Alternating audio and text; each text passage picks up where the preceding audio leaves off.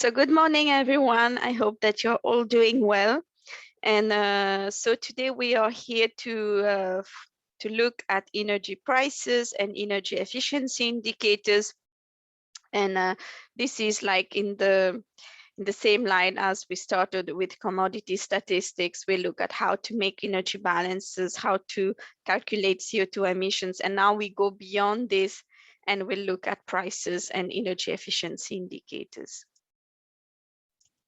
So this is the agenda. As you can see, we are today closing with the statistics part with the last module, and next week you will start looking at modeling with my colleague Darlene. So before we start with the technical part, very quickly, the housekeeping rules, which you are very familiar now. So everything is virtual. If you have any questions or would like to comment on anything, please use the Q&A box or raise your hand and we'll give you the floor. If you have any other questions, you can write to me, to Darlene, or to the Africa program mailbox. So this is the agenda for today. So we will start with energy prices. We will look at why energy prices are important. We will look at the methodologies for energy prices and also the comparability. And then we will do a small exercise on prices. After prices, we will look at energy efficiency indicators. We will see why it is important to develop these indicators and what kind of information you can derive from the energy balances, and also what further data are needed in order to track energy efficiency.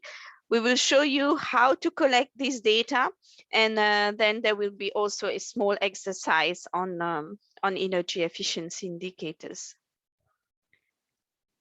So now let's start with energy prices. Let's do a small Menti to check a bit how much you know on energy prices. I will share my screen for Menti now.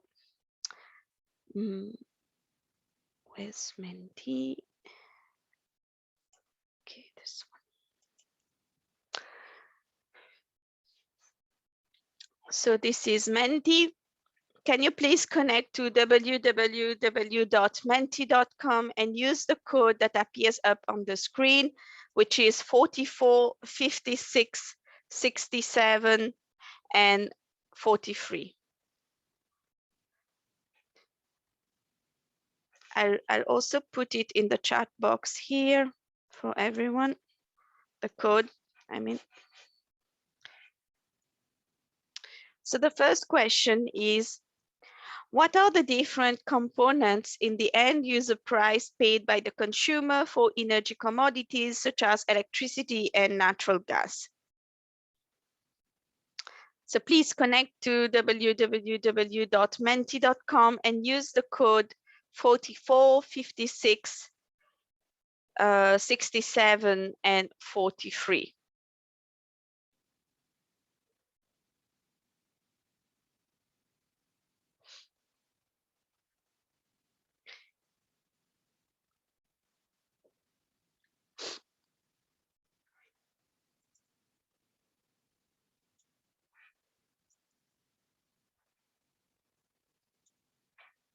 You see,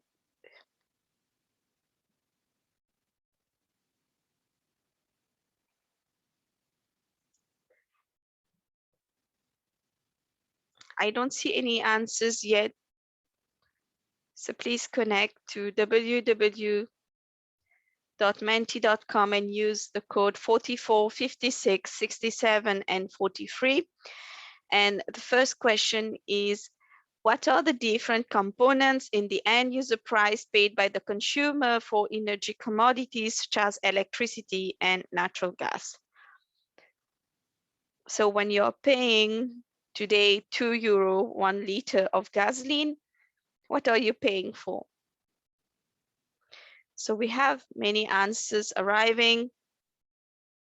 Inflation and forex hedge, value of assets, taxes, government levies, fuel levies, operating expenses. Yeah.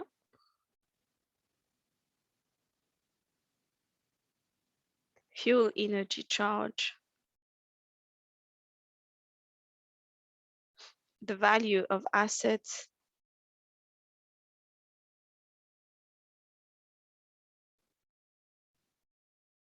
The fuel cost. Exactly.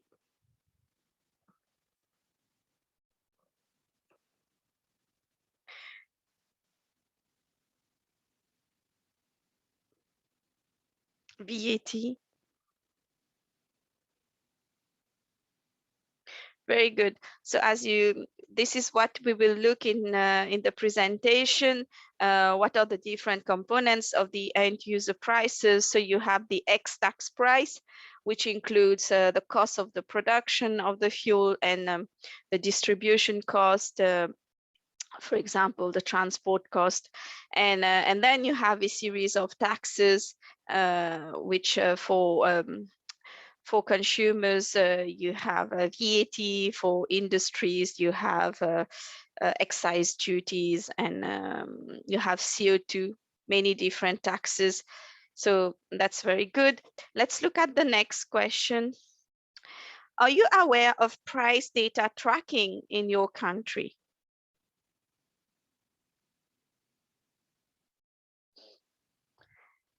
So do you know if in Kenya you are collecting data on prices? Are you using those prices?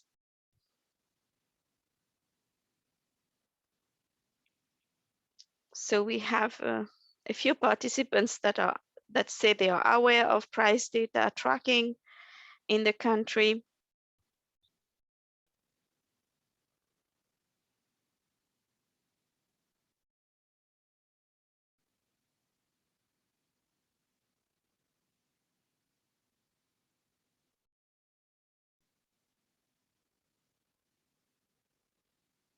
It's good that many of you know that Kenya is collecting such data, because it's very important to collect this type of information.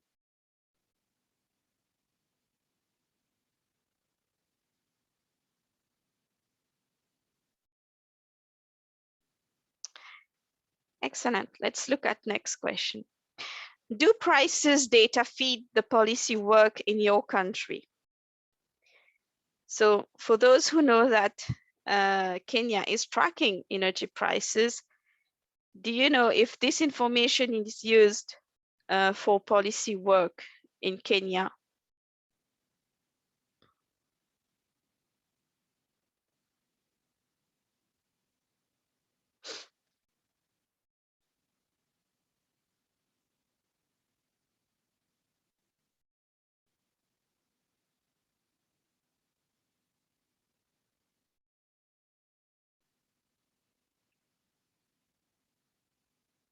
So this is very good, because we have 10 participants that say yes, the prices information feed the policy work in the country. Excellent. Next question. Who's responsible for the prices data collection in your country? So are you aware of, I don't know, some ministries, some specific government entities that is responsible for the prices data collection in your country?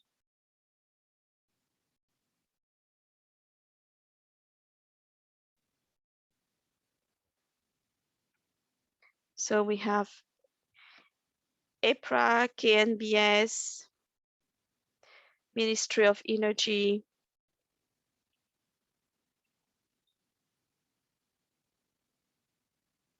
KPLC.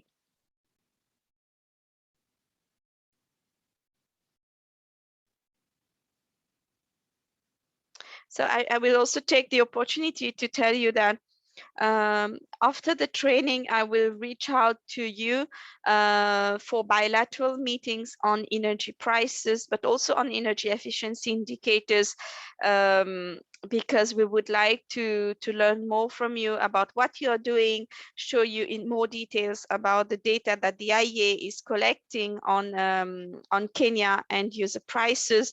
We are currently also doing some consultancy work in order to improve our data coverage and improve our data quality. So maybe you have already been reached out by by our consultant Olakunle Alao, but I will organize a bilateral meetings just after the training. So if you would like to be part of this bilateral discussion, can you please reach out to me so that I can make sure that I also involve you in the discussions? So that's very good. Let's see if there's another question. Yeah. So what are the challenges for prices data collection in your country? So we know that sometimes it's not easy to collect prices data. So are you aware of some challenges for prices data collection?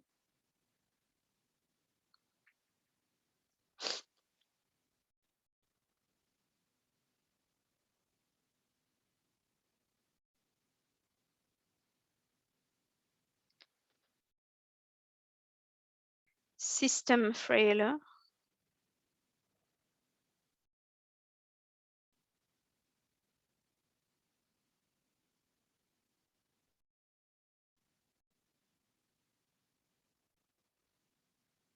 Any other ideas of why it's challenging to collect prices data? Yeah, funding issues. It's difficult to run surveys. It's costly. We also have confidentiality clauses. Yes, very important, especially for some prices, for competitiveness and all. Information asymmetry, existing price awareness. Yes.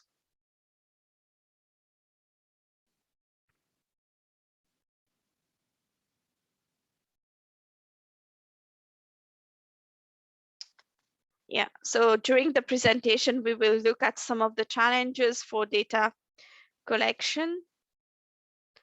Yeah, we have some more lack of common database. Yes, the data are not available.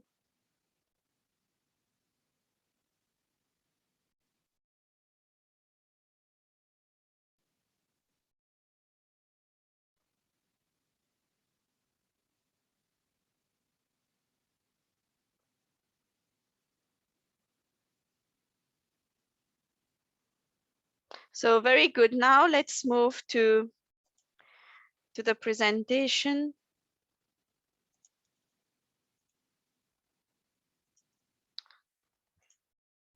Um,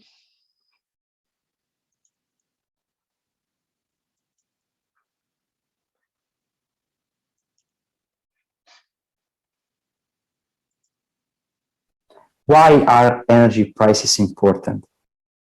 Energy prices are important because they affect our lives as consumers and the competitiveness of a private enterprise, and therefore the economy of our country. End users' energy prices are influenced by price movements in the raw commodity markets. For instance, crude oil spot price market. The international spot price market is in turn affected to major events such as economic developments or even natural disasters. In the graph, we can see the step price decreases caused by global financial crisis in 2008, 2009, and the oversupply in the market in year 2014. More recently, we can see the effect of the COVID pandemic on the market, with the reduction of the price linked to the reduction of the consumption. But the cost of the raw material and the international markets doesn't capture the full story. In fact, the end-use price paid by consumers is subject to taxation that might represent the major share of the final prices. Why do governments tax energy commodities? The taxation of energy products may pursue different objectives. The first objective could be public revenue generation. In the short, medium term, energy demand is relatively inelastic, making energy products good targets for revenue generation. Another objective could be internalizing the environmental and health costs associated to emissions or other types of pollution. The third objective of taxation is to drive the change. High taxation on the most polluting fossil fuels can help shift consumption towards a less polluting and therefore less taxed energy commodities. Tracking energy prices is important also because they represent a significant share of our daily lives expenditures. For households, for example, the direct expenditure on energy might represent up to 17% of the household spending. The same can be applied to industry. Industry competitiveness is greatly affected by energy costs. This is true especially for energy-intensive processes, such as aluminum production, for which energy costs can represent around 40% of the production costs. For all those reasons, it is very important to track energy prices in our country and to have an international methodology that allows us to compare prices across the world. Here at the IEA, we track energy prices across the world in the Energy Prices database. The map on this slide shows gasoline prices across the world drawn from this database. An accurate database is the basis for conducting accurate and robust analysis on the energy scenario and for assessing the competitiveness of a country. Such data also allows for evidence-based policymaking and energy transition planning. Robust data allow to draw comparison to regional differences. For example, thanks to this dataset, we can say that consumers in Africa pays on average the gasoline 30% less than the average of the world, and 50% less than European consumers. This dataset enables also further analysis such as the one showed with this graph. This graph illustrates gasoline price levels across countries based on GDP per capita, and it is taken from the IEA commentary on gasoline prices across the world. In this graph, we see that price levels are, in most countries, linked to the economic conjuncture of the country itself. Based on GDP per capita, we can identify 4 clusters of countries. Many developing countries fall in the cluster at the bottom left of the graph, since their governments often keep prices low to increase energy access. Please feel free to refer to the IEA commentary for further information and analysis on this topic.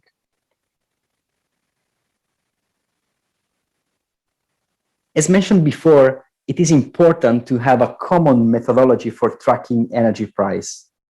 This allows to have a solid international benchmark and comparable data. So let's now turn to the IEA methodology, which provides for such a common methodology, and which has been adopted and used by other international organizations. End-use energy price is the sum of 2 subcomponents: ex-tax price and taxation, which is the sum of value-added tax and excise taxation. Having information on these components allows us to have a more solid understanding of the situation in the country and to draw policy implication and guide policy making.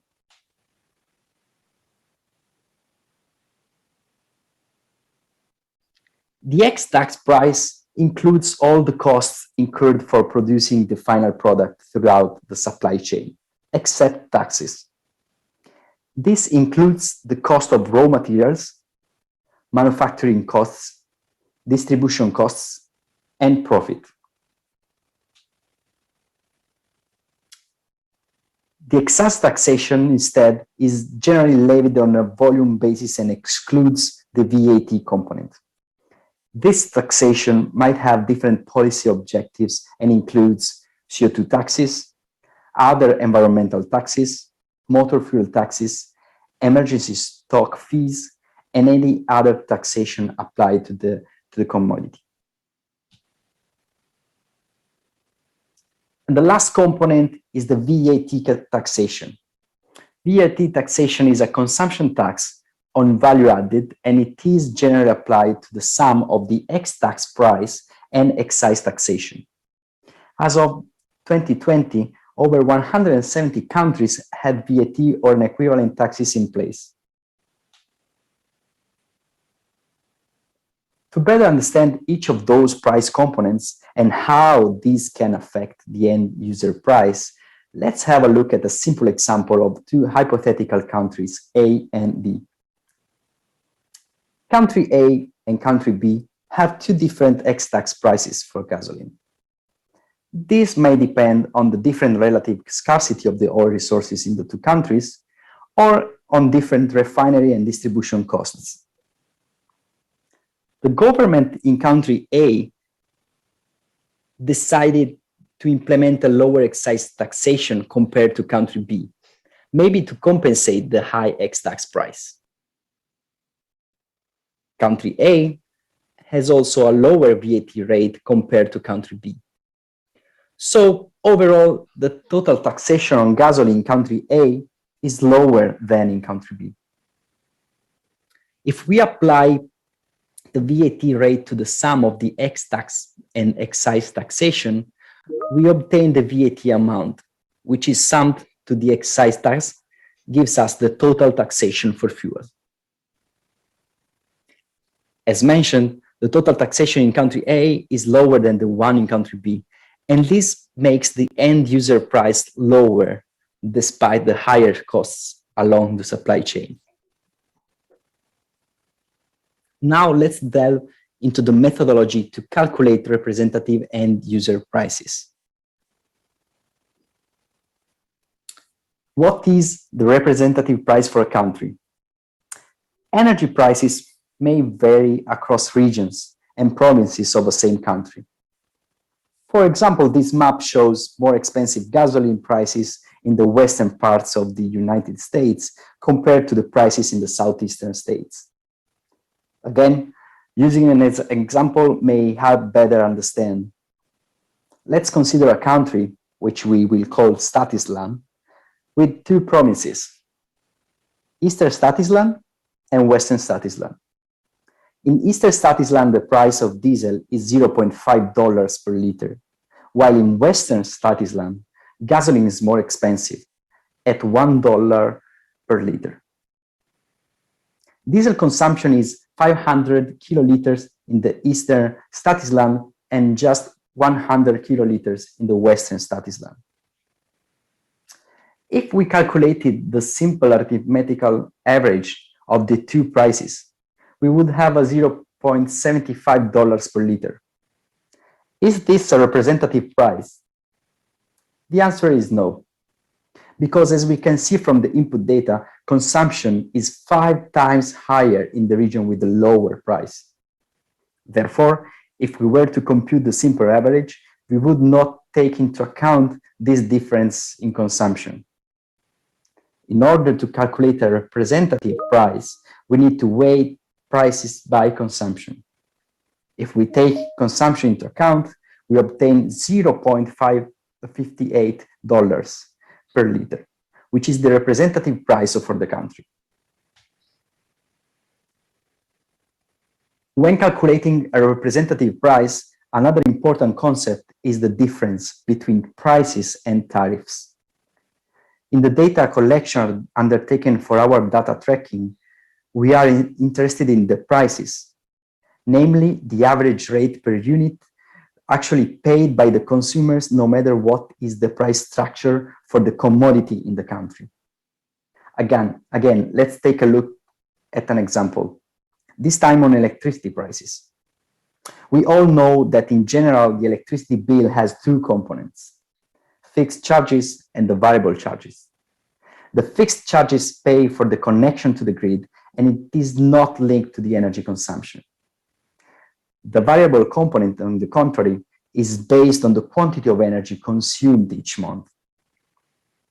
In this case, to calculate the representative end user price for a user, we need to calculate the total electricity bill and divide it by the energy consumed.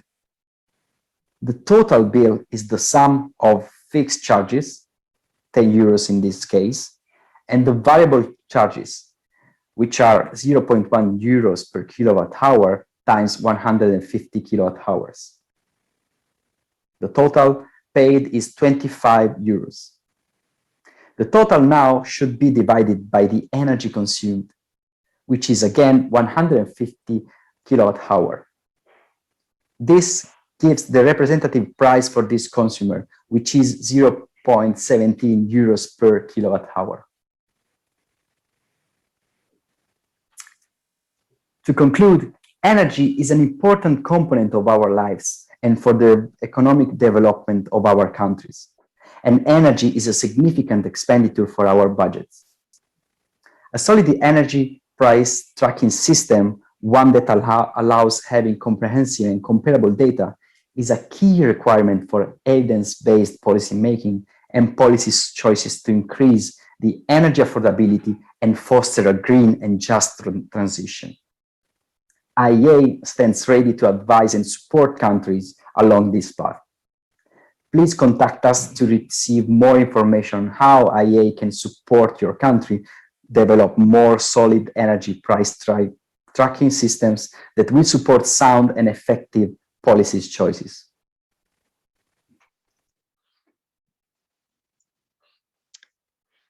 So I hope that this presentation was useful to you. And we have been joined by my colleague, Alexandre Bizel. Hi, Alexandre. We cannot hear you.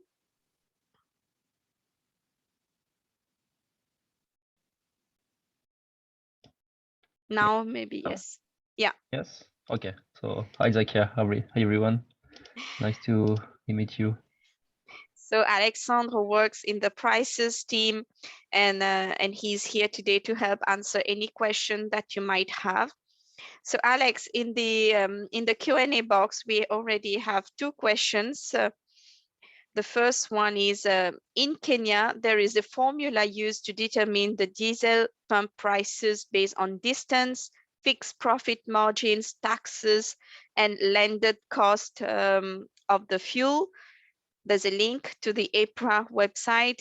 So how does this relate to the idea you mentioned of X tax plus tax price is equal to total price?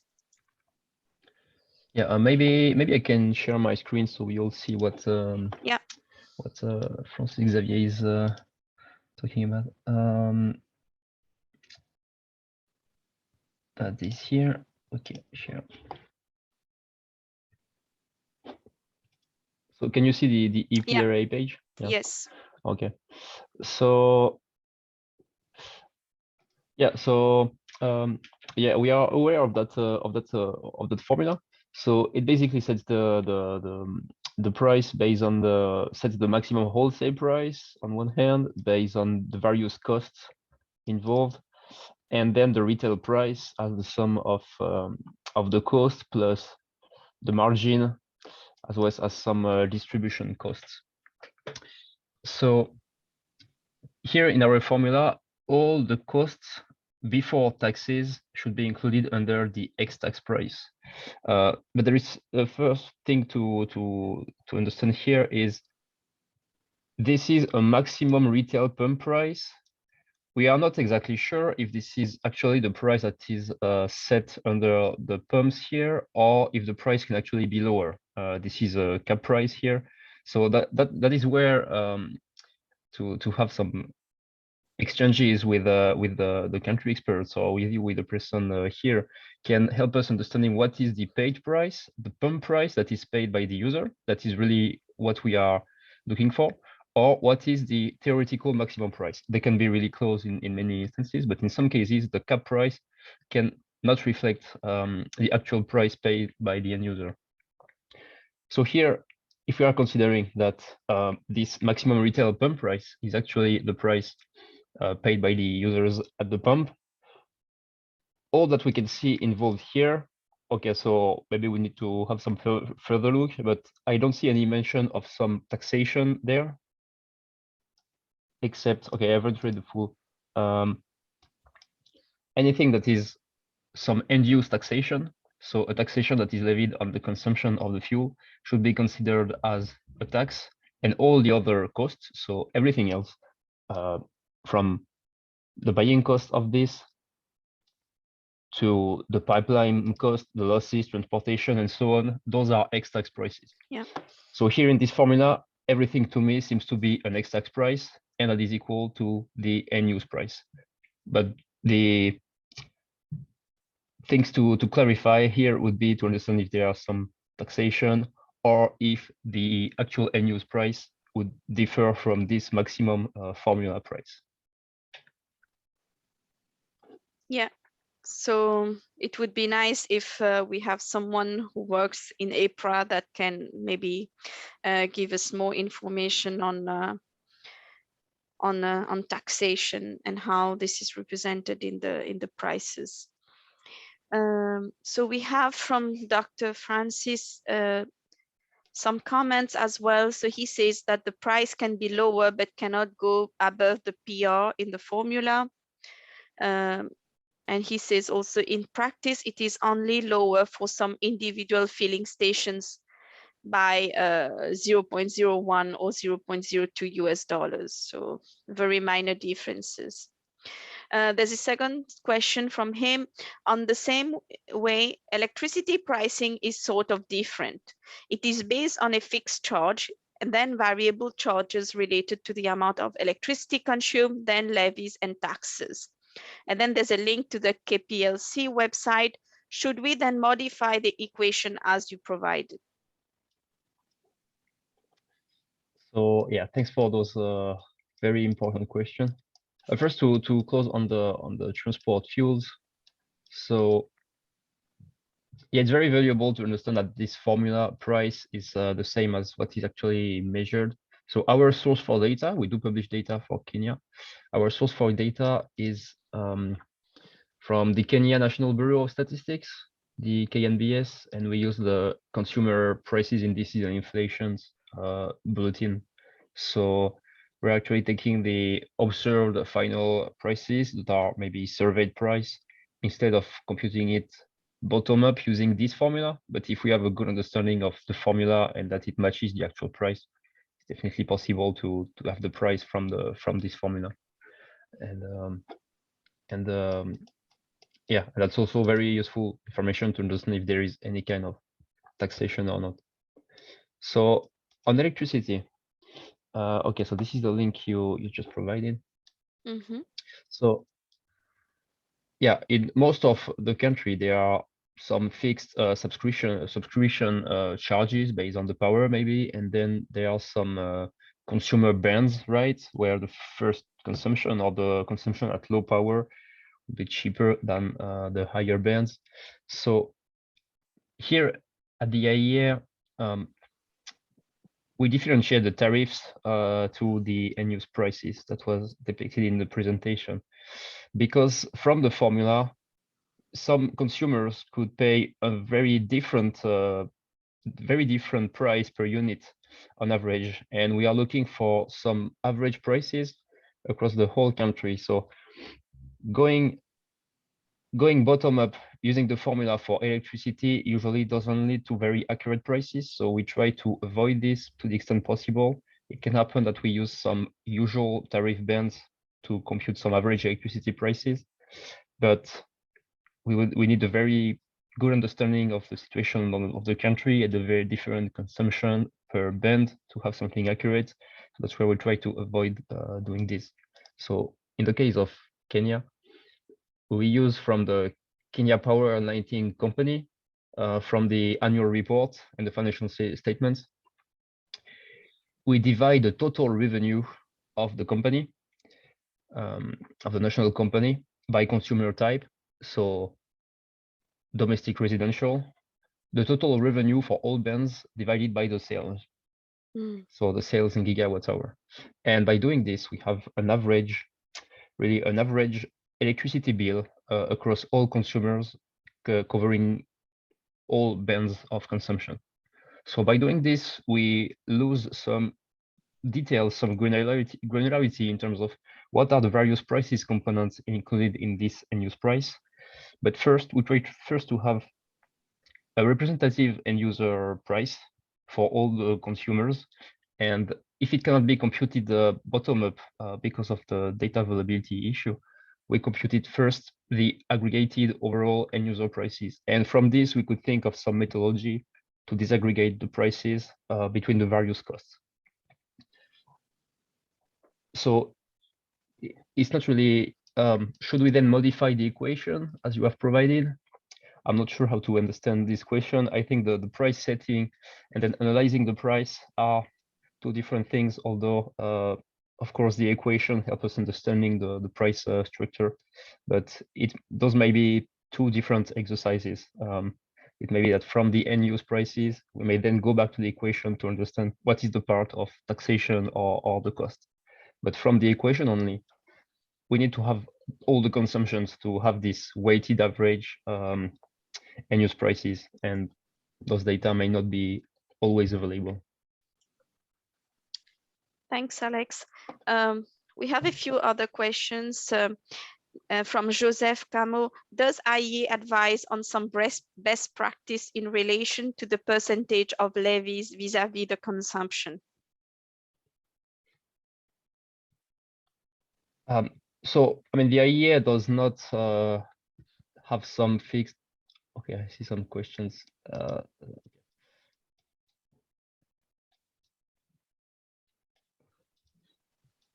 So here we are mostly talking the data collection and the data statistics, and to set the levies and taxes is, I think, a matter beyond the scope of this presentation here. The goal is mostly to compare all the countries, to be able to compare the countries in terms of costs and taxes among the other countries. Yeah. The presentation covered maybe the why there can be some taxes on the energy, and we have some useful analysis on the taxes among the countries on our website that you could check, looking at the energy prices page. But there is not for sure like a single number that we would like to put forward practically. Yes, I think our mandate at the IEA is to collect the information from the countries, so you can use, given that we collect from many countries prices information on as well as on taxes, you can then get an idea of how other countries are also doing, but we don't really advise countries on how much to, what percentage to apply and all. So and still we do produce some analysis of, for instance, okay, the taxation, it may have an effect of reduce the volatility maybe of the end use prices as to crude oil variation. This can be an effect. It has some effects on the affordability as well. So we collect the data and we analyze those effects, but we, by no means, we would want to give some advice or one number. But please do have a look at the website in the commentary section mostly. Maybe you can share it in the chat box. So there's another question. Have you carried out a comparative analysis of Kenya's petroleum pricing structure with those of other countries? Are there any similarities or differences observed? So the taxation and the pricing structure is something we are more and more looking at. So this data collection is quite new. It's a few years old only. So we focus mostly on the end use prices. But the taxation and pricing structure is now something we are looking at. So this pricing formula is something that we have already been pointed to, and is something we put in what we call the country notes. So alongside the database, we put some notes on the taxation and how the pricing works in the country. We are aware of that pricing formula for Kenya. However, as we do not have a close, relation with the country parties and so on, we don't have really a deep dive analysis on the Kenya structure or comparison, especially for this country. And we don't publish Kenya data in terms of the taxation side of the prices currently. But yeah, we are mostly comparing the end use prices among countries and then the taxation. The pricing structure is, yeah, we have not done such extensive analysis, but in the country notes, we try to put the pricing formula when they are available. And on this, yeah, they are mostly similar among the countries, but the rates differ, of course. Thanks, Alex. So another question from Lee. What data does one use for tracking of prices? Please share samples, analysis of petroleum and electricity prices.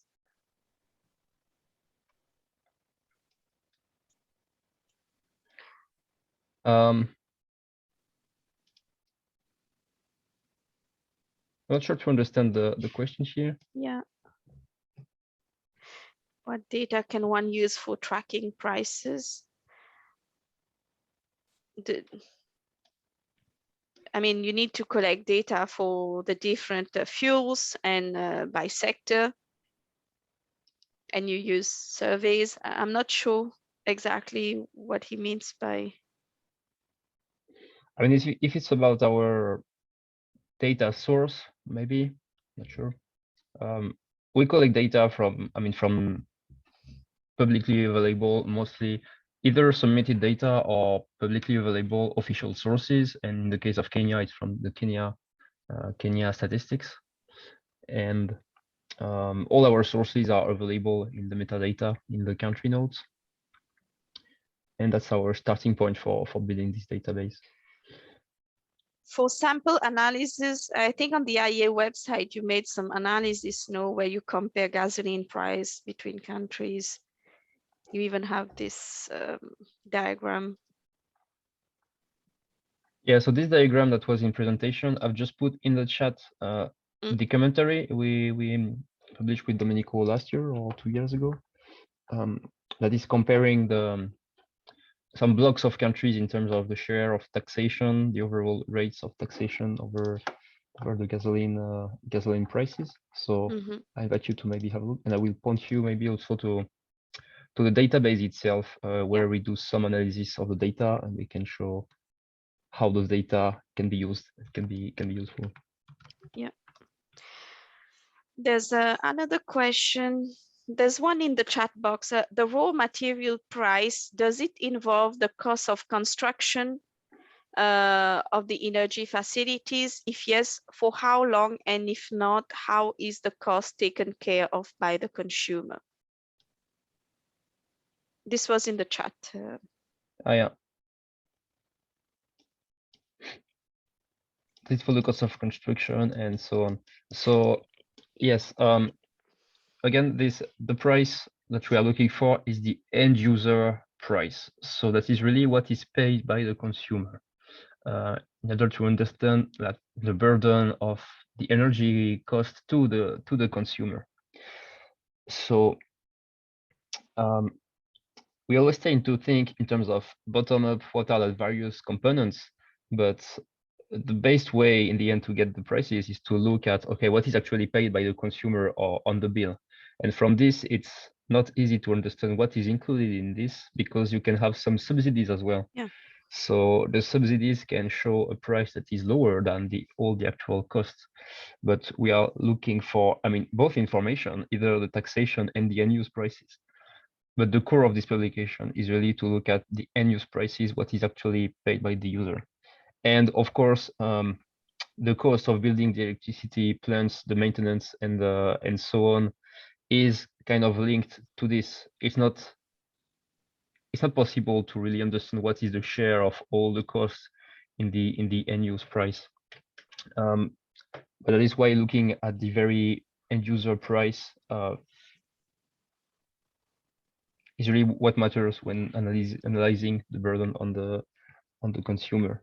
Yeah, I mean, at best you can collect the ex-tax price, which includes all these costs, but it's very, very difficult to know exactly what is included in the ex-tax price. We know that I mean, suppliers won't lose money, so normally they include all these taxes, these costs, but we cannot say for sure that X% of the price is including cost of construction or whatever. Yeah, for the database, we have on one side the ex-tax price, which is everything that is charged by the selling company, basically, and on the other side, the taxation or subsidy. And really looking at the cost structure of the production is another exercise here. Yeah, and then you also have subsidies at producer levels, which complicates things even more because you have subsidies at consumer level, but also at producer levels. So it's a very difficult task. Yeah, in that database, we only look at, I mean, what we call taxation of subsidies are direct taxation or subsidies linked to the consumption of the product. So the subsidies of building a plant, building an electricity plant would not be seen as subsidy in the database here. That would just lower the ex-tax price. Exactly. But so that makes it complicated. So in the end, we have this IEA methodology that we believe is quite simple in terms of what is charged and what are the taxations or subsidies. Yeah, exactly. Let me see again. We have another question. Can a compendium of the pricing structure or formula of different countries be provided to enable us to compare and see? Okay, so maybe in our documentation, no, by country, there's already a lot of information. Yes, so the best I can do now is to point you to what we call the country notes. So yeah. I will put this in the chat. So we have a database documentation where we set the methodology, all our sources, and some information on the pricing structure for some countries. We do have it for Kenya. And that's where, okay, this is not really a collection of all the pricing formula. This is more various metadata available for all the countries. And we put this pricing structure only for few countries because, okay, that's good to have your feedback and see there is some interest in this, but we have not compiled systematically the prices formula. So to compare the countries each other. However, we do have this for few countries. So I'm putting this in the chat now. So you may want to do some search in that document looking for formula or pricing structure. And I think for a few countries there will be something, but at the moment we don't have a database of pricing formula, but it's good to hear that there is an interest. Thanks, Alex. Another question. How are renewables electricity fed into the grid captured price-wise in developing countries, if at all? In other words, can one disaggregate the price to show the share of renewables on the total electricity cost price? Okay, that's yeah, that's an important question. So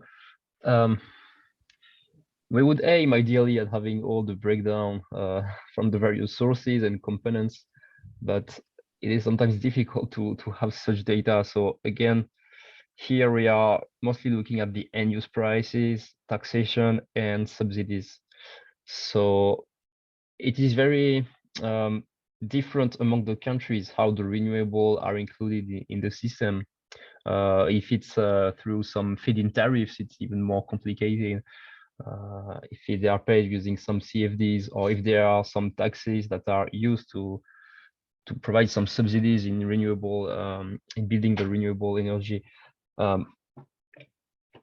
That is more on the analysis side. It's not part of the database as such.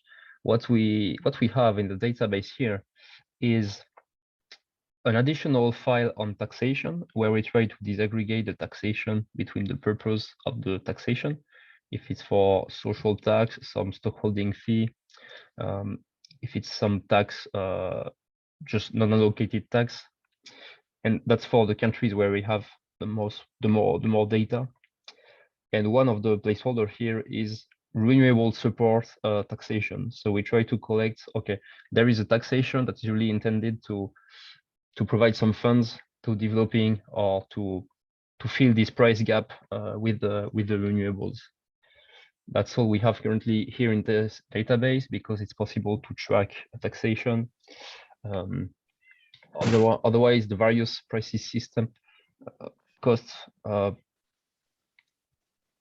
I would point you to some maybe other IEA analysis. We have a team of analysts working on an analyst team working on the. Yeah, we have an analyst team working on the renewables. So I invite you to maybe look at the website on the renewables page here. See there are such analysis that has been done, but yeah, we don't have a data collection for this, as it very much depends on the country.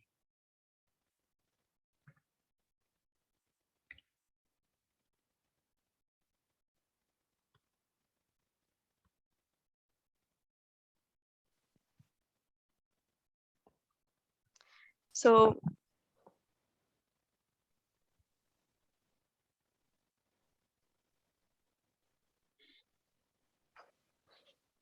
can you hear me, Alex? Yes. Sorry, I had some connection issues.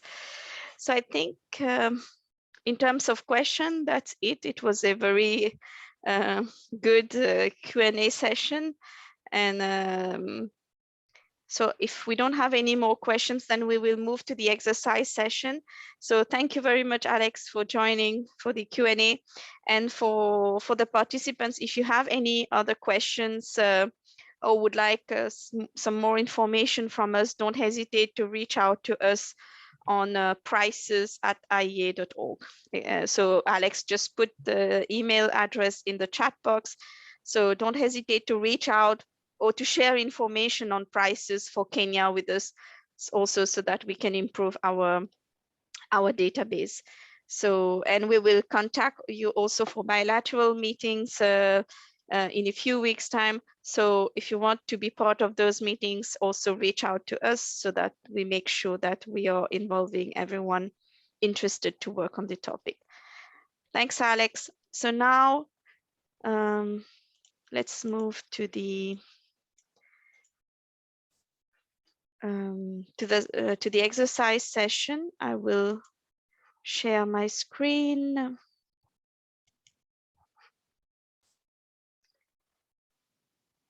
Okay. Can you see well the exercise sheet? I'm just trying to zoom enough so that you can see well.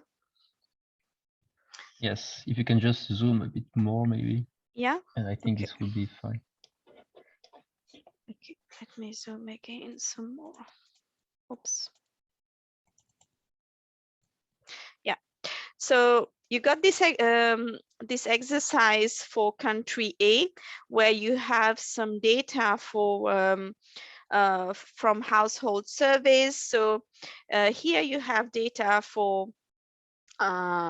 from the gas suppliers and the National Statistical Office with tax information, revenue information, and then we are asked to fill out some tables.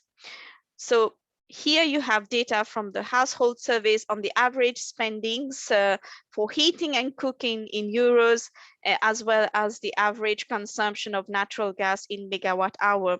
GCV. Then you have some taxes information. So you have the VAT and the excise tax. Then you have some information from the gas provider for industrial consumers. So before we had for residential, now it's for industrial. So you have the revenue, which is excluding excise tax, as well as the number, the amount of natural gas sold to industries.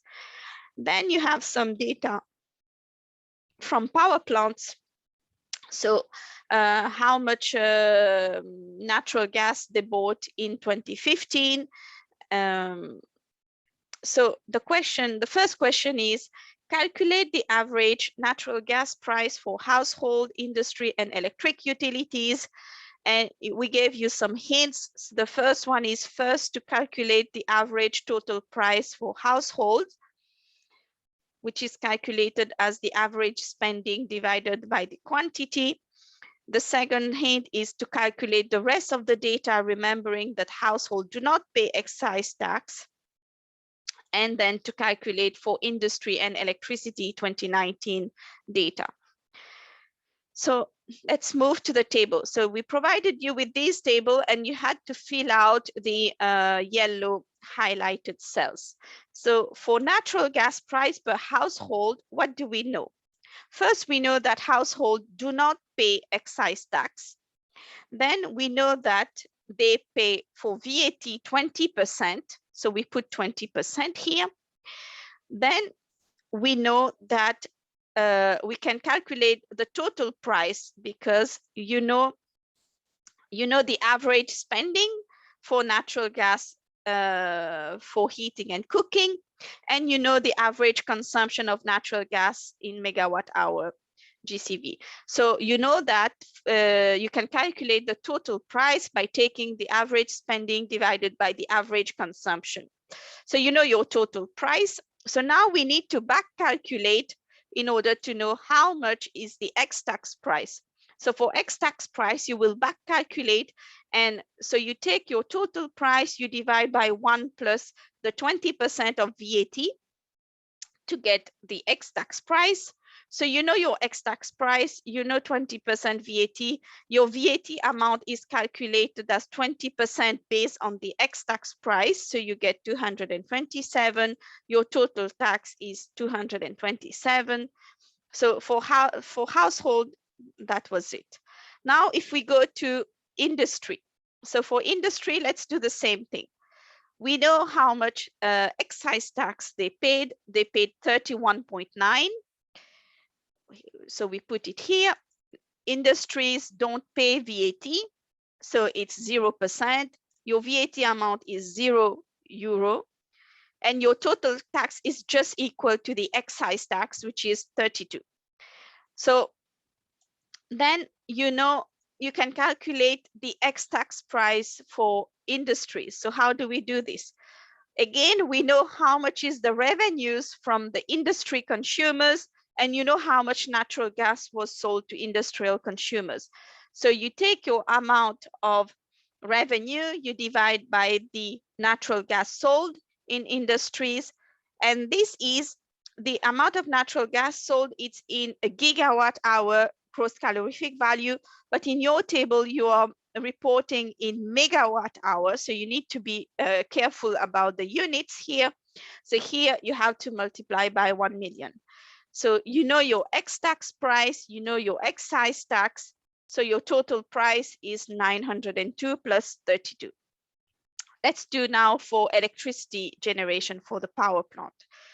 So here we know the ex-tax price again, because we know the average price average purchasing price of electricity, which is €735 per megawatt hour NCV. So here it's reported in net calorific values, but you want your data in gross calorific values. So here you multiply by 0.9.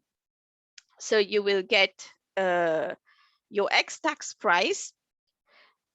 You know, excise tax, it's 32. There's no VAT for power plants. Your total tax is just your excise tax, and your total price, it's the sum of the two.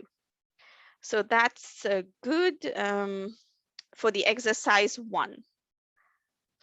now exercise 2, it's calculate the growth rate of natural gas price between 2010 and 2019. So here in the red, now we will try to fill out the red cells. So here we know in 2010, consumers paid 1,156 euro per megawatt hour. In 2019, they paid 1,360. So here, if you calculate the growth rate, you get 18%. So 19 divided by 2010 minus 1, which gives you 18% in nominal price. Can you say that prices increased in 2010? If not, how could you modify the price to have a better comparison in time? So here, the comparison, it does not take into account inflation. So we need to deflate. And in this case, we can use a consumer price index because we are looking at household prices. So we need to apply a CPI. So how do we do this? So here, we can recalculate for 2010 and 2019. We can deflate it based on 2015. So how do we do this? We take the amount of, for 2010, the total price, and we divide by 0.9, which is the deflator here, which is provided. Same for 2010, you take your price in 2019, you divide by your CPI. So now we have new prices paid by consumers, which have been adjusted by the for inflation.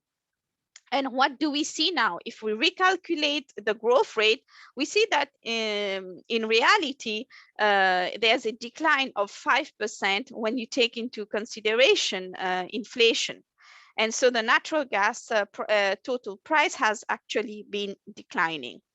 So it's very important when you're comparing different years like this to also take into account inflation. So I hope that this exercise was useful.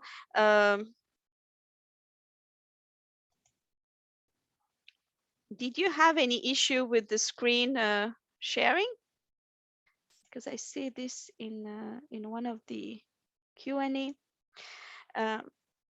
So anyway, I recommend you to try to do this exercise by yourself. It really gives you an opportunity to see how the different components for price can be calculated, and also see the effect of inflation. So please, like some of the participants have been doing, if you can try to do it by yourself and send me your Excel sheets and ask me any questions by email. And now we will move to the energy efficiency indicators part of the webinar today. So before we move to this, let's do some Menti question on energy efficiency indicators. So let me share my screen again. So it's going to be the same Menti code as before. So please connect to www.menti.com and use the code that appears up on the screen. What do you think when we speak about energy efficiency?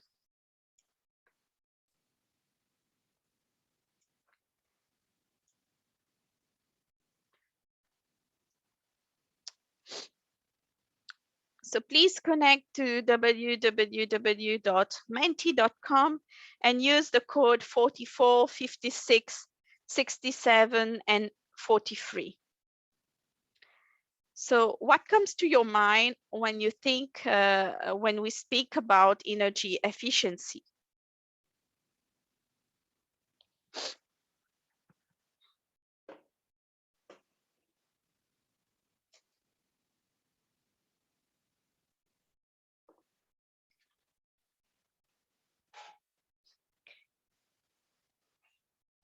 I don't see any answers arriving. please connect to www.menti.com.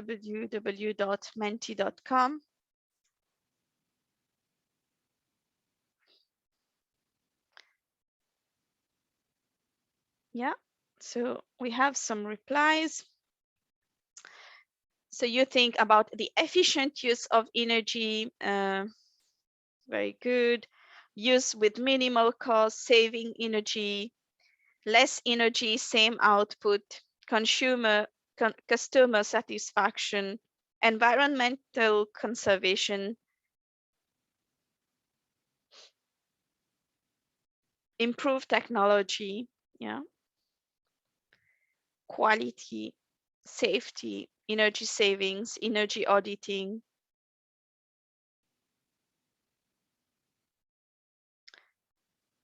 Yeah. So let's move to this. We have some more answers coming in. Savings, it's quite recurrent in the answers. Energy management, yeah.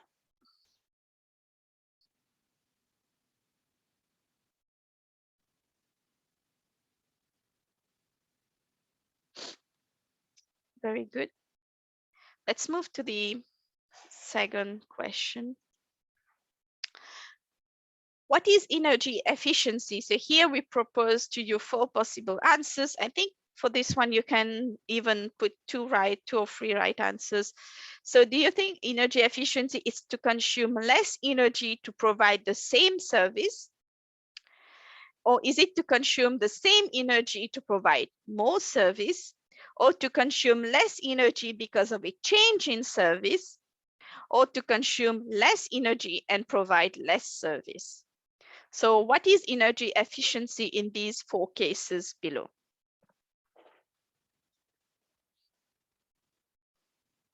And here you can answer multiple answers.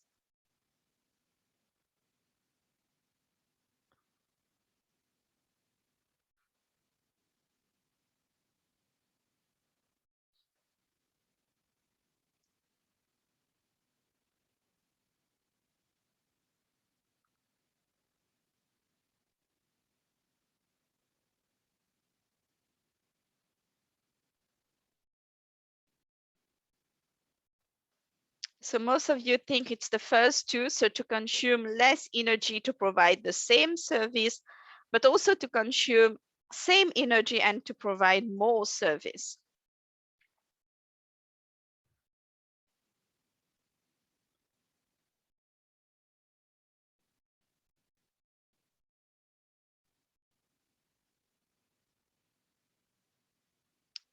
Give you some more time to reply.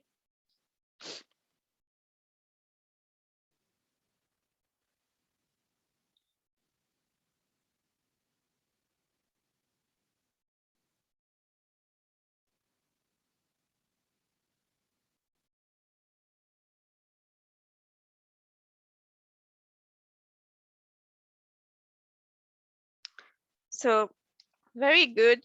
I think you understood well what we mean by energy efficiency.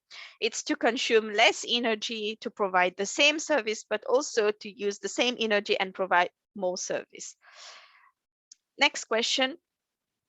Is energy intensity, which is calculated as total energy supply divided by GDP, a good indicator of energy efficiency?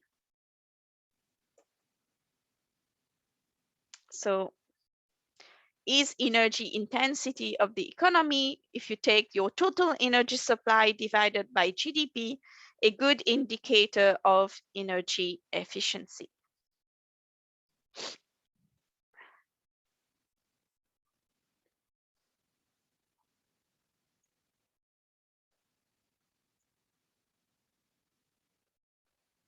Many are saying yes.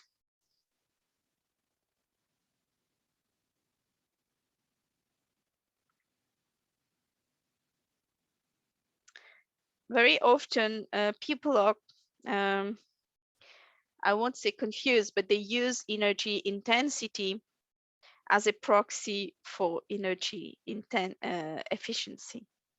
So is this good or bad?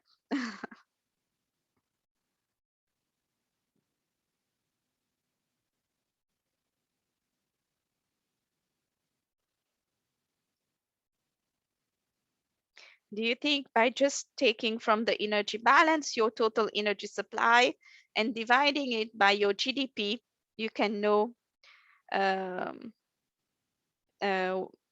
well how you can get a good indicator for energy efficiency? Can you say a country is more efficient, less efficient by just making this indicator?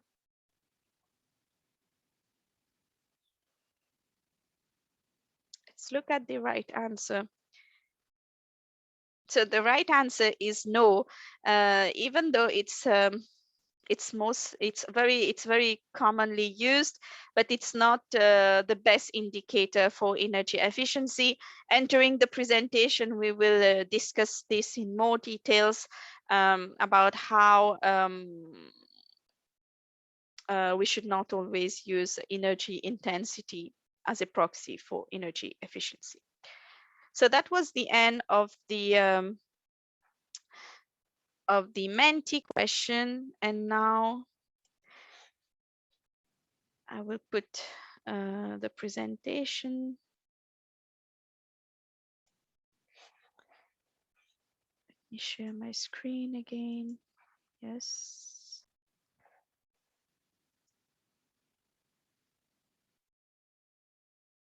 So why energy efficiency is important and why do we need energy efficiency indicators?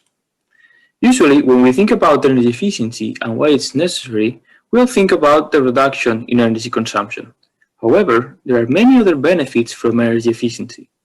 Here we can see what we call the energy efficiency flower, representing multiple benefits from energy efficiency improvement.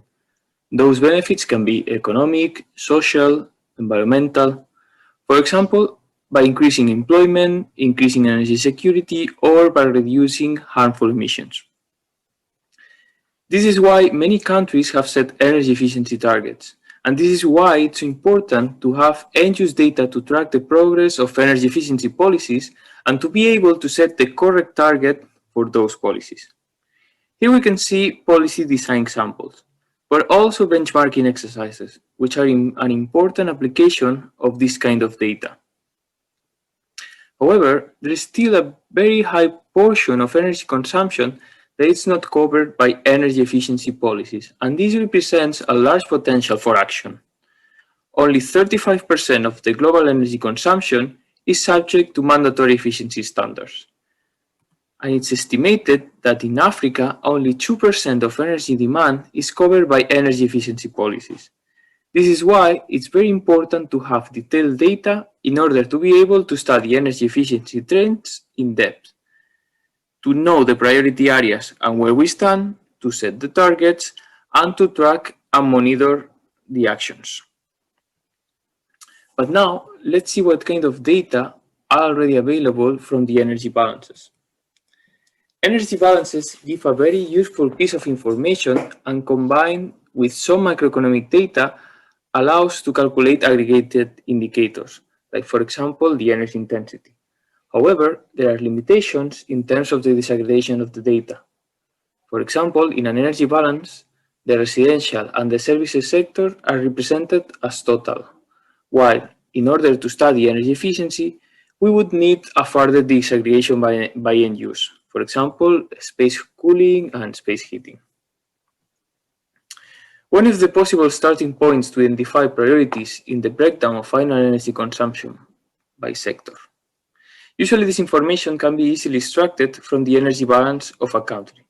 So, for example, in this case, we can identify that the residential sector is the most consuming, so it's likely to be considered a priority sector for energy savings. However, we need more detailed data to better assess this, like for example, the consumption by end use, such as cooking, water heating, or space cooling, and the related activity data, like number of occupied dwellings or surface. Not having proper data could lead to wrong policy decisions and actions. Let's see now an example of widely used, the energy intensity. We can see a figure illustrating the energy intensity trends for different regions since 2000 to 2018. Energy intensity is commonly used as a proxy for energy efficiency. However, the indicator is too high level and includes different factors, such as the structure of an economy or the activity, besides real efficiency. So in order to study efficiency, we need more detailed data. Let's see another example where we study the residential sector trends, starting by using the most aggregated data to using the most detailed one. If we analyze the residential consumption over 20 years, shown in the graph in the blue line, we see that there has been an increase as a whole, plus 15%. However, we can see that the consumption per capita, the red line, is at the same levels at the end of the period, more or less. If we go to the more detailed data indicators, for example, the consumption of energy for space heating divided by occupied dwellings or by floor area, we can see a dramatic reduction over the analyzed period. So this means that even if residential energy consumption increased and residential consumption per capita did more or less remain stable, important efficiency improvements are witnessed in space heating.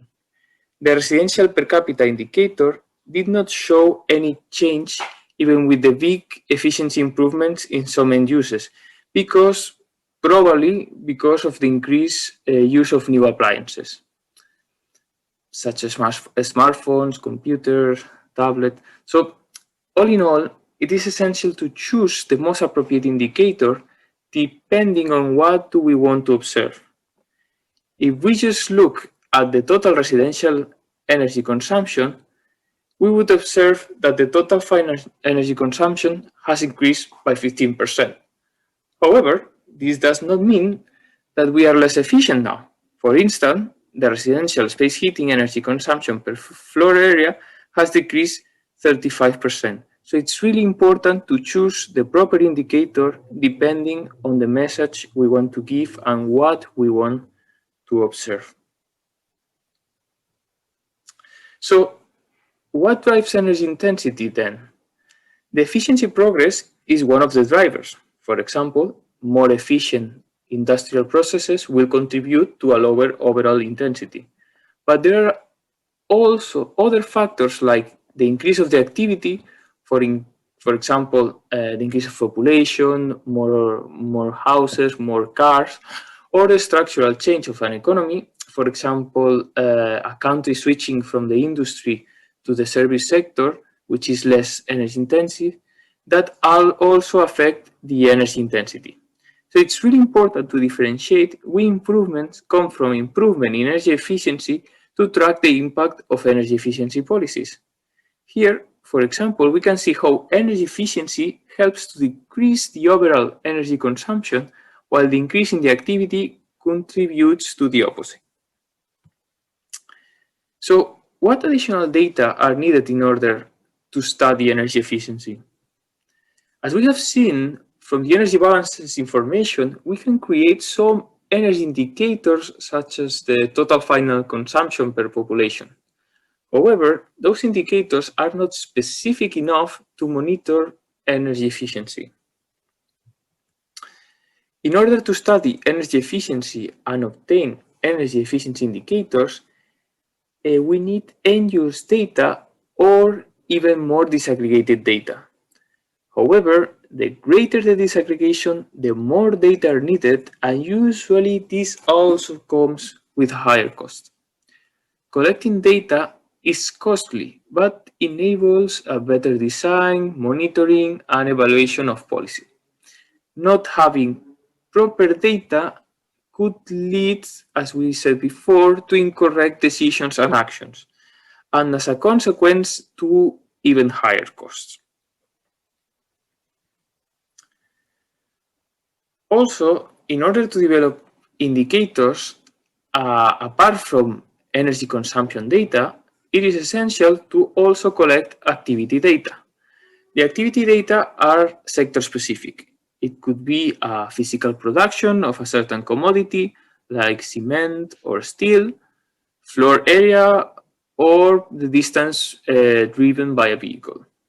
Combining energy consumption and activity data, we can obtain efficiency indicators that explain how much energy is needed to provide a certain service. For instance, how much energy is needed to produce a ton of steel.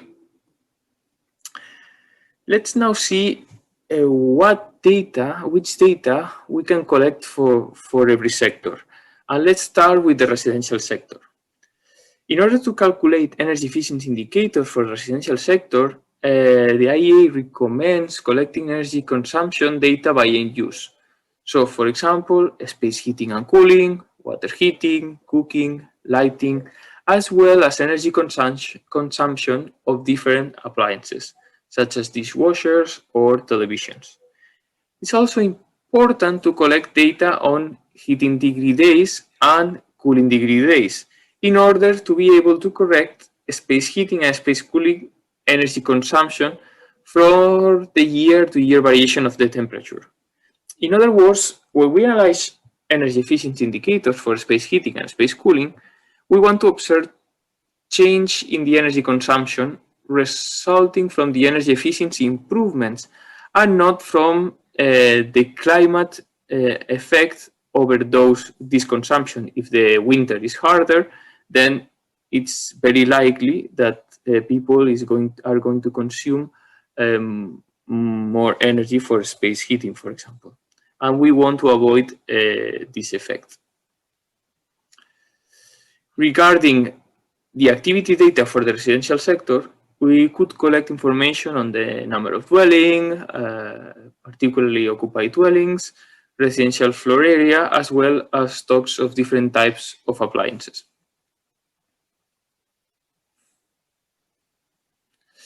We should also pay attention to the activity data we use for our indicators. For example, if we use total dwellings, we will also account for abandoned dwellings and secondary residences. Therefore, in order to avoid counting in efficiency empty buildings which does not consume, we should exclude vacation homes and unoccupied dwellings. And so this way we keep the same boundaries between the energy consumption and the activity related to this energy consumption. Let's now have a look at what we can do in terms of data collection for the service sector. For energy, we can also collect data by end use. So, for example, space heating and cooling, lighting, other energy uses in service buildings, and also non-building energy use, for example, street lighting.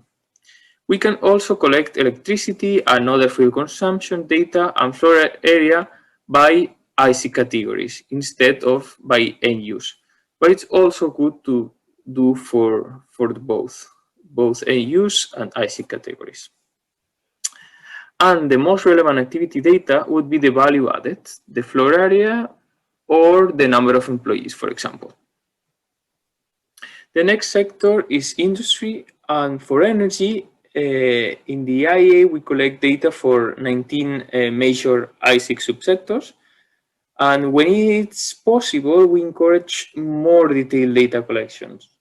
For example, energy consumed to produce aluminum or cement, since this data collection allows for physical indicators that are more detailed than the major ISIC categories.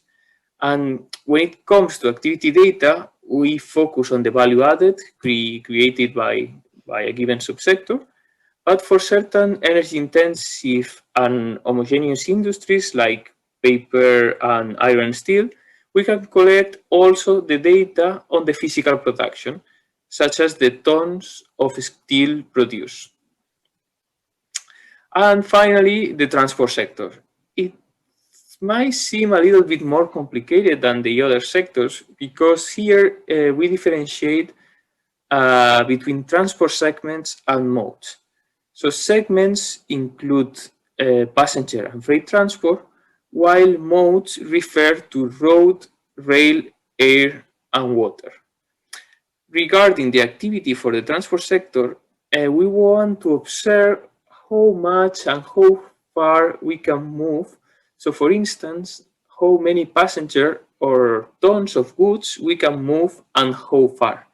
To measure this, we use vehicle stocks, vehicle kilometers, passenger kilometers, ton kilometers, and we calculate passenger kilometers and ton kilometers as the total distance traveled by all the vehicle stocks that we are analyzing, multiplied by the occupancy for passenger transport or by the load factor in case of the freight transport. But how can we collect all this data we are mentioning? So in 2009, the IEA members countries agreed on the new energy efficiency indicators data collection. Thanks to the cooperation with international experts, an Excel template was developed, and you can find this template already in the IEA website. And with this template, the IEA collects both energy and activity data for all the 4 sectors presented: residential, services, industry, and transport. In December, we published the energy efficiency indicators database and a report called Energy Efficiency Indicators Highlight, where we include all the countries that collaborate with us, not only members. We are open to collaborate with any country that would like to do so. And this report, of course, is also available online free of charge. And on top of that, the IEA has also cooperated with AFREC to develop a questionnaire for energy efficiency, particularly for the residential sector. So on the country level, the IEA differentiates 4 main data collection methods. And firstly, before starting any new data collection, it's good to make sure that this data is not already collected.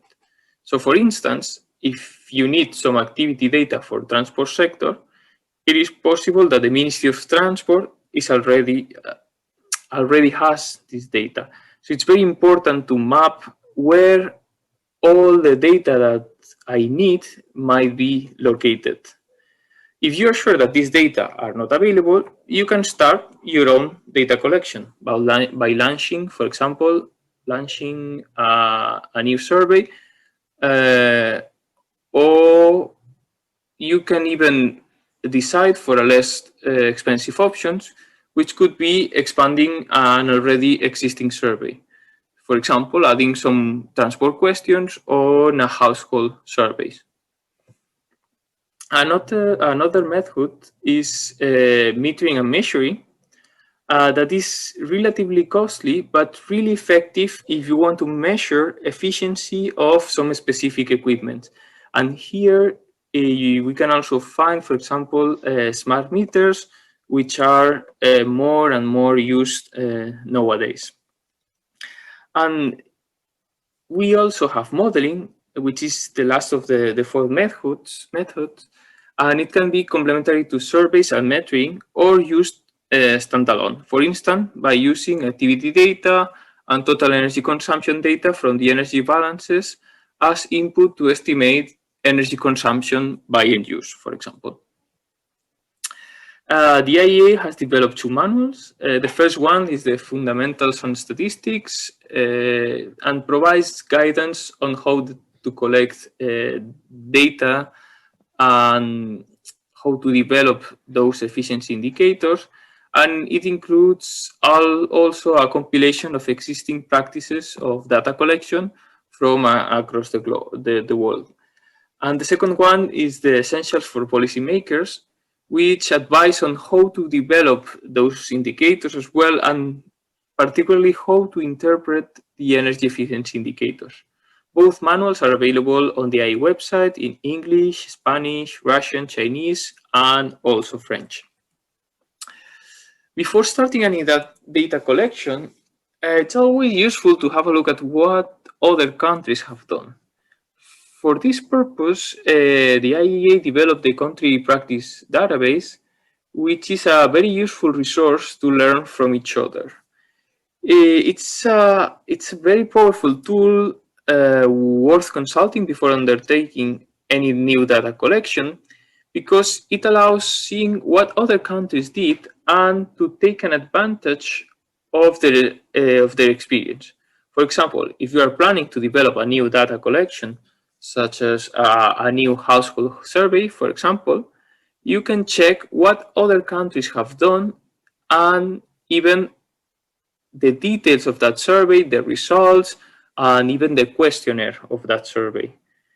And also, if you have a country practice that you wish to share, please contact us so we can make it available for others and others can benefit from your expertise. I would like to conclude with some key messages. First of all, detailed energy and activity end-use data are crucial for well-informed and effective policies.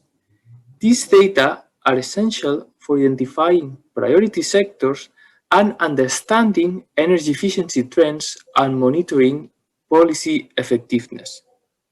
Therefore, it's extremely important to raise people's awareness of the detailed data needs and underline benefits of country-specific data collection and analysis.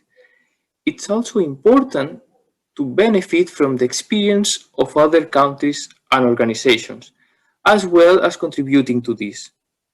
So we invite all countries that want to start collaborating with us on end-use data and efficiency indicators to reach out, and we can discuss in more detail the potential collaborations we could develop with you.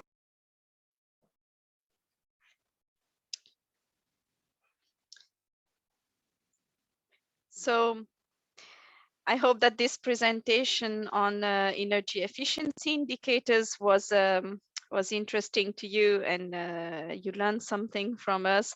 I have been joined by my colleague Domenico Latanzio, who is the lead of his team working on energy efficiency indicators, and he will help answer any question you might have.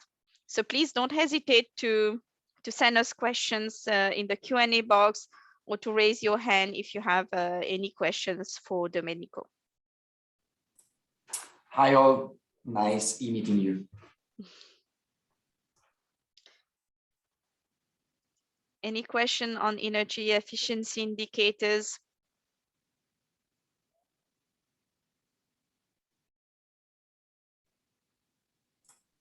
We had quite a few questions on prices, so I'm hoping that for energy efficiency indicators as well, we could have some interesting discussion.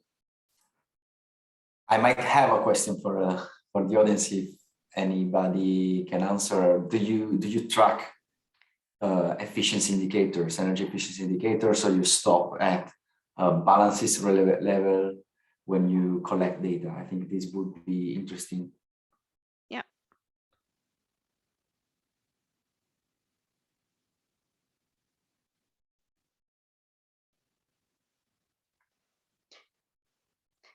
For many African countries, we have seen that they are at a very early stage of collecting and energy efficiency indicators, detailed data in the different sectors. So it would be interesting to know if for Kenya as well, you have some projects that you started working on to disaggregate the end-use sectors, for example.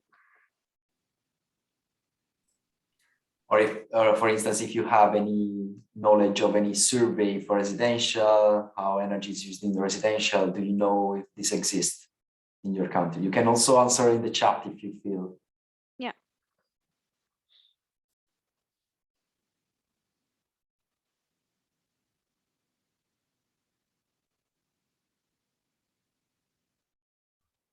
Is it no questions because you understood everything from the presentation? It was very clear and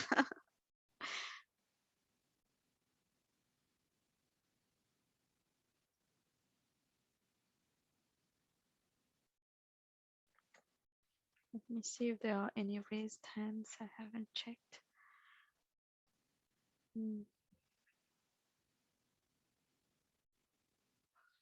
No question. I'm surprised. This will be the first session that we don't ask questions.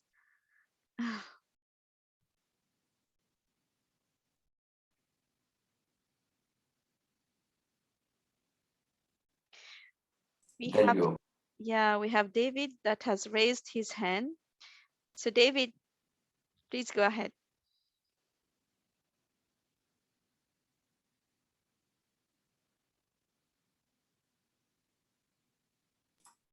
David, would you like to ask a question? I think we don't hear you. I see that you're unmuted, but we don't hear you.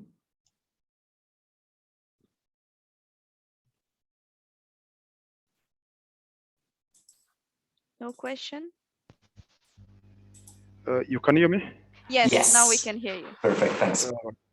Sorry for that connection issue. Now, on the issue of energy efficiency, I think from the scenario which has been presented, I think in the developing countries, the issue of tracking energy efficiencies, especially as per the sectors, I don't think there's much granular data about that, especially in the residential.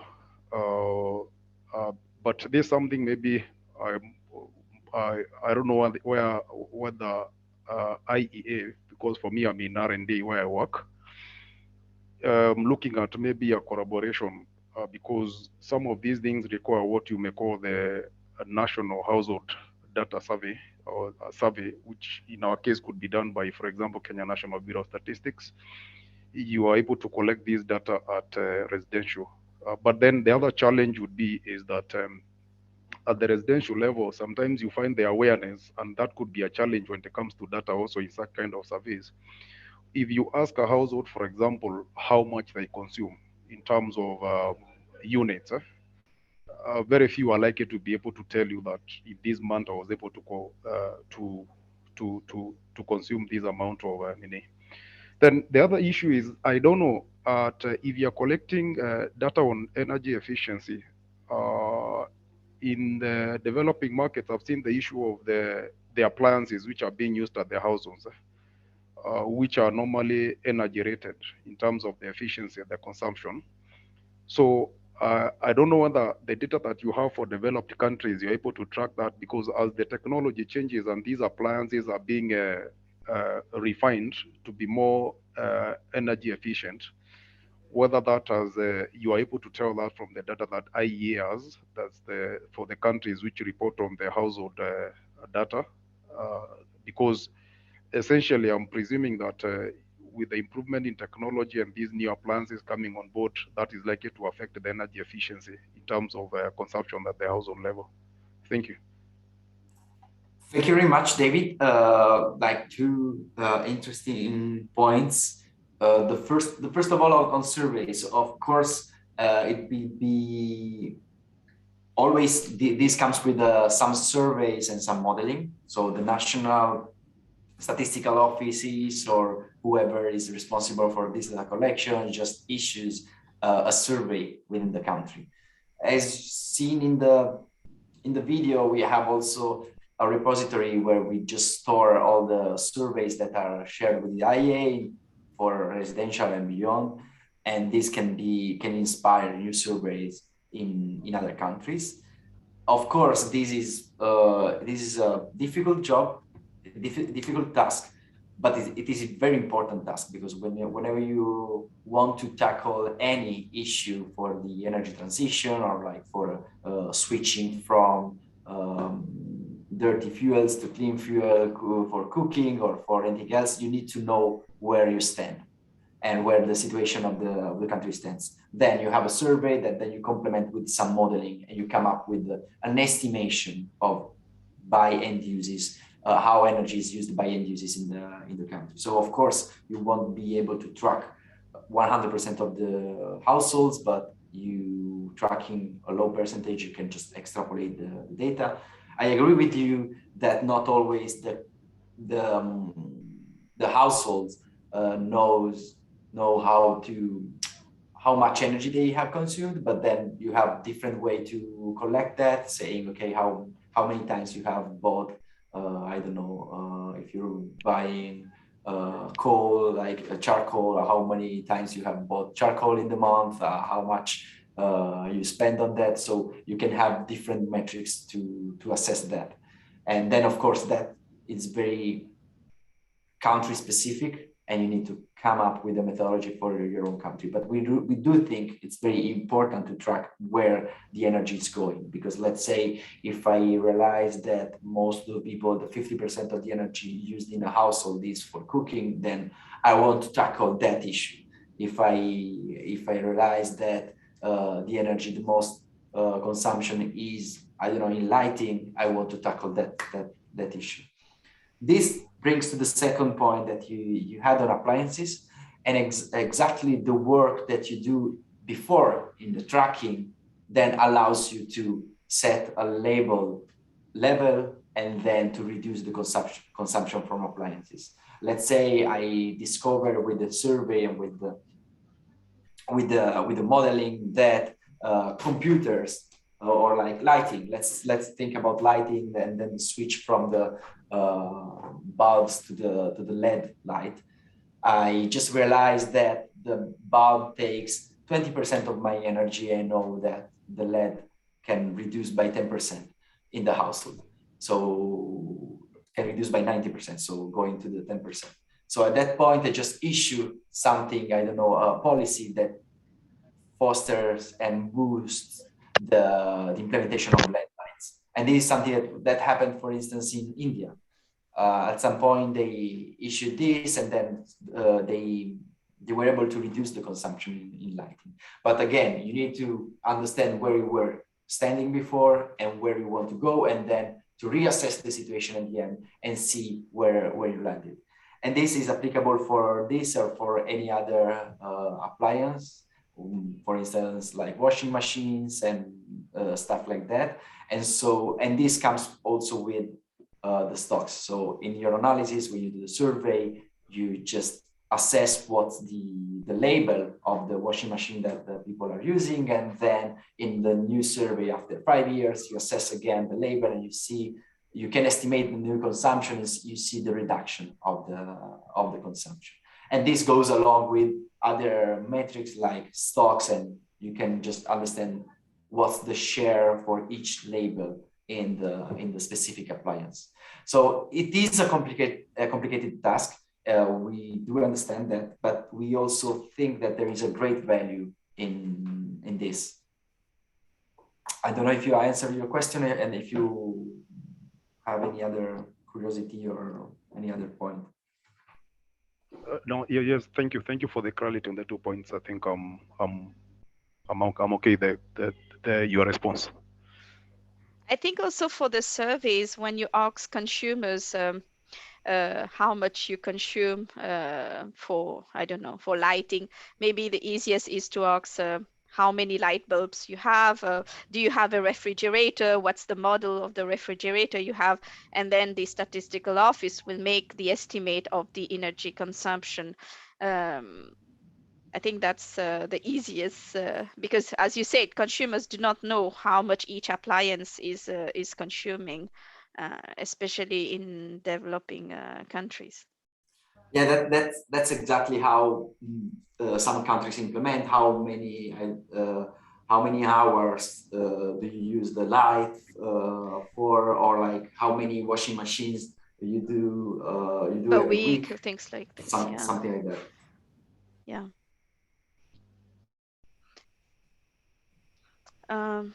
If other participants have other questions on energy efficiency indicators, please let us know.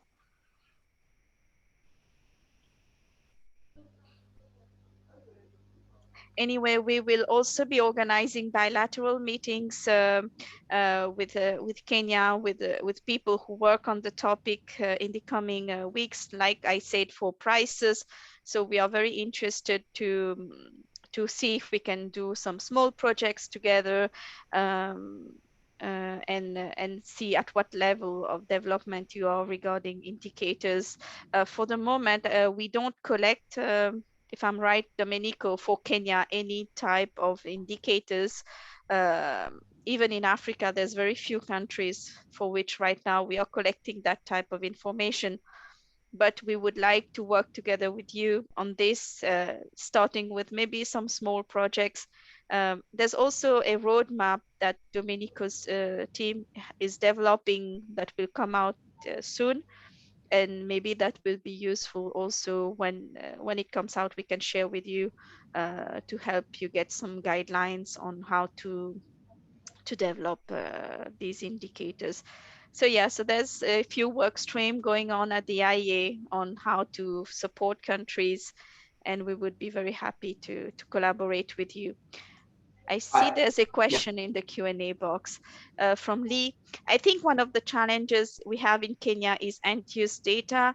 The KNBS annual publication does not provide energy efficiency indicators. How do you obtain accurate end-use data? We don't. For Kenya, right now, we are not collecting energy efficiency indicators data. So yeah. Yeah, and if the question is about how it's the method, I think it's again the answer, what we mentioned before, the surveys, some modeling, and some data for instance, for an electricity consumption when available from the operator that is selling the electricity. And with those data, you should be able to compile and to model most of the time as much as possible the end use data. When we say this and we think about residential, of course, but also we can think about other sectors like, for instance, transport. Other it's important indicators are on transport, or how much people drive, how many kilometers, how many the freight transport is driving, how many tons they are carrying, and this sometimes in the terms of consumption might be easier because you have the pump stations and you can have more or less detailed data, because those are always linked to the taxation, for instance. So you have different taxation for different uses. And from there, from the consumption, you can already have a good understanding of where this gasoline and diesel is going, LPG. And of course, you need also to complement this with other data coming from, again, surveys or other creative ways to gather data on the passenger kilometers, so which is the metrics that we use whenever we want to assess the efficiency for transport, which is how many kilometers people drive. And this can be also, I don't know, retrieved from mobile phones, from I don't know, Google has a lot of those data, and sometimes you can also use new technologies to assess this. Yeah, for transport, I think it's easier to collect information compared to residential sector. You have car registration, for example, where you can know exactly the type of vehicles. You can make the distinction between passenger vehicles and freight. How many, I mean, the different types of vehicles, 2 3-wheelers, cars, trucks, buses. So this is a bit easier to find information on compared to residential appliances. For industry, maybe as well, it's a bit easier to collect some information. Yeah, I mean, for industry, for instance, if you have a specific industry in the country that is consuming a lot of energy, you can have a focus there. I don't know, there are countries that have a steel production that is important. Then there it's important to have a good tracking of how much energy they're using and how much energy they're using compared to other countries. So this is also another important brick in the panorama, because like whenever you have good data for your country, then you can compare also your country to the other countries and see, okay, what they're doing, are we using the same energy to come up with the same product? And this can be applicable for steel, for cement production, or for any other production that has a unit of production that is kind of homogeneous across the world. Yeah, I think there's a lot of education to be done regarding energy efficiency. Many people do not yet realize that it's a win-win situation where you save energy, you're saving money, you will pay less bills. So there's a lot of education and sharing of knowledge to be done on that side. And of course, regulation comes into place here. For instance, I was in a conversation yesterday for the roadmap that you were mentioning, Zakia. We are drafting a roadmap, which is a document that we are drafting to have it as a tool for everybody to implement energy efficiency indicators in the country. So what are the steps and what are the stages to follow from the point of view of the governance, and also from how to check the data and how to disseminate the data. And I was in a conversation with Thailand, and one thing that it was super interesting is that they had a regulation in place that they were enforcing, and that forced the big companies, the companies and the big buildings that were consuming above a certain threshold, the reporting to the agency. And this is something that happens in different countries. So if you are bigger than X, you need to report, have the energy manager, and report to the office, the central office of the energy efficiency. And this, of course, is just tackling a part of the total consumption, but in general, it's like a big chunk of the total consumption. And this is for industry, but can be also for residentials when you have big buildings and big companies. So it's the first step, I would say there. Yeah, having the proper legislation, statistical act that in a bit force people to report. We know that if it's on a voluntary basis, sometimes companies they don't want to take the time to fill out surveys and all. So having the proper support from legislation, I think it's important. It's one of the basic steps when we are trying to enforce new surveys. I think we don't have any new questions, and given that we are getting a bit short of time, I will move on to the exercise session. So thank you very much, Domenico, for joining and helping exchange on some of the questions. And I will move now to the. Thank you very much. Have a good following part. Ciao. Bye. So let's move to this last exercise. I hope you can see well my screen and it's not too small. I will just do something. Yeah, so this exercise on energy efficiency indicators, it's a simple exercise where you are provided with a simplified energy balance. So you have an energy balance in terajoule net, and you are provided with the supply part, so from production to stock change. So you have your total energy supply. You have also your electricity plants and refinery inputs and output, and you have your total final consumption by sector. So for industry, residential, transport, and other. For industry, you also have disaggregated subsectors information. So the first question is calculate 2019 energy intensity for country A, and you're provided with the GDP data. So we said that energy intensity, it's calculated as the energy required to produce 1 unit of GDP.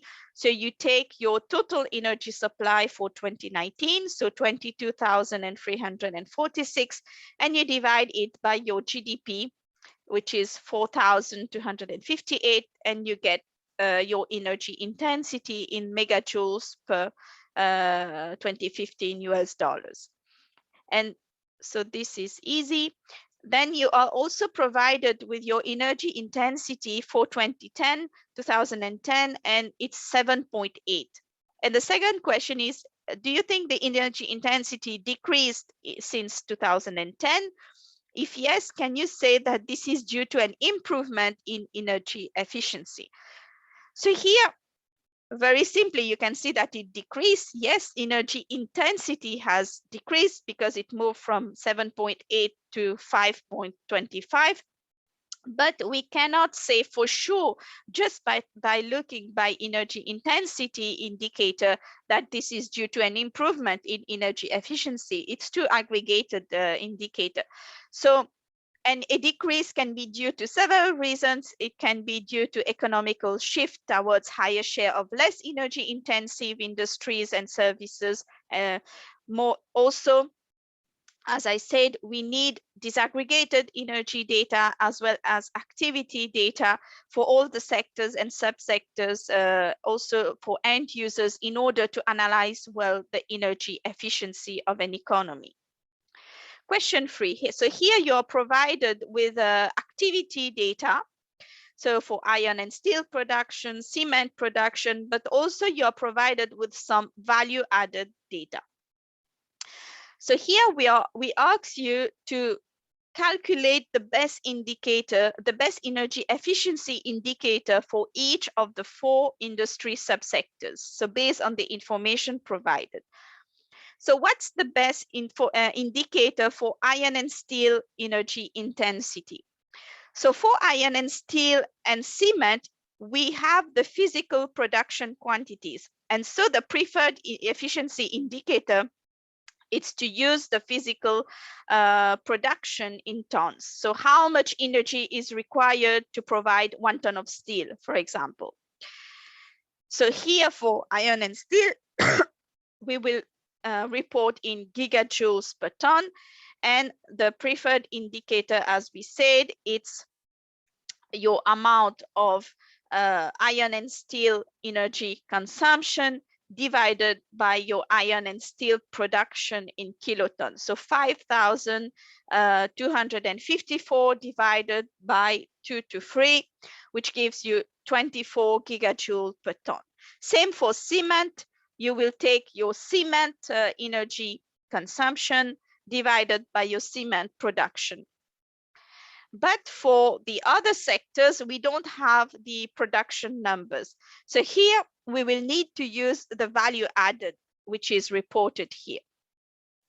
So here, as we said, value added, it's reported to, it's related to revenues, and is in a certain way, it's related to the physical production as well.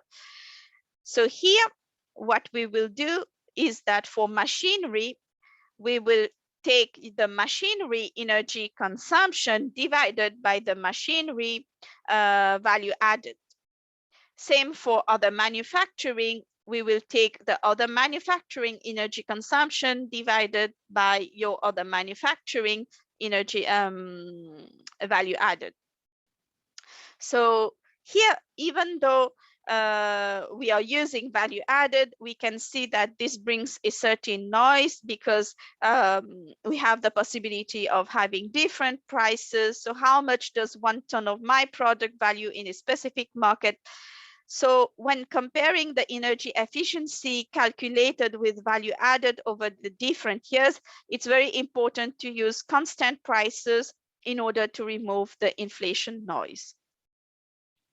So same here for industry energy intensity, you take your total industry divided by your industry value added.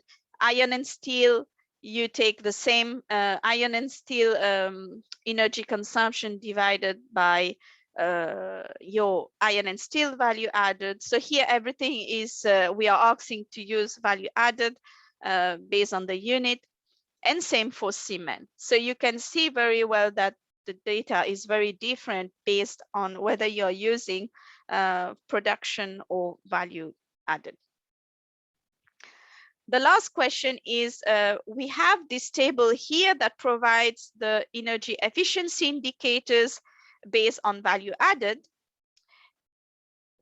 And yeah, and so we are asking you to calculate the compound average growth rates for each of the sector, and then to say, what can we say about the energy efficiency improvement in each of the sectors? So here we have the, for iron and steel energy intensity for 2010 and 2019, same for cement, machinery, and other manufacturing. So how do you calculate your compound average growth rate? So you take your value in 2019, you divide it by your value in 2010, and then you put it to the power of 1 divided by the years 2019 minus 2010 minus 1. So then your compound average growth rate for iron and steel, it's minus 2%. For cement, you will get 2% increase, machinery minus 6%, and other manufacturing energy intensity, it's minus 3% as compound average growth rate.